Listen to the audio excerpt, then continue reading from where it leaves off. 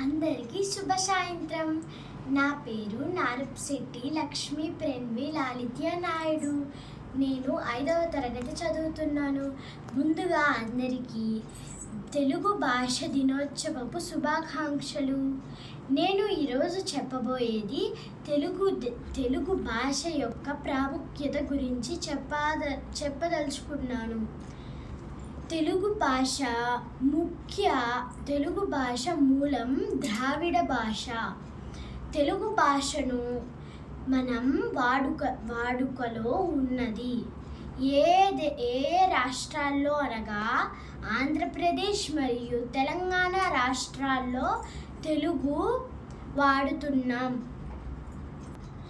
మన దేశంలోని భాషలన్నిట్లో తెలుగు 4వ స్థానంలో ఉంది.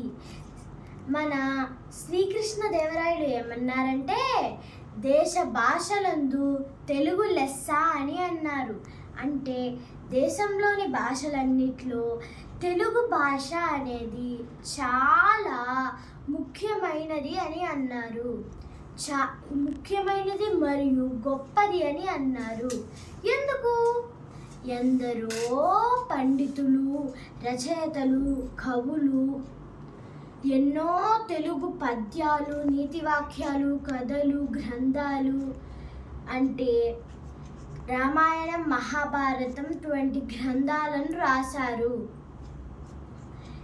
మనం ఎక్కడికి వెళ్ళినా మనం డాక్టర్ చేసినా, ఎక్కడికి వెళ్ళినా, మనం స్పేస్లోకి వెళ్ళినా కానీ, ఎంత పెద్ద స్థాయిలో ఉన్నా స్పేస్లోకి వెళ్ళినా మన భారతదేశంలోని తెలుగు భాష, మన భాషను ఎప్పటికీ మర్చిపోకూడదు.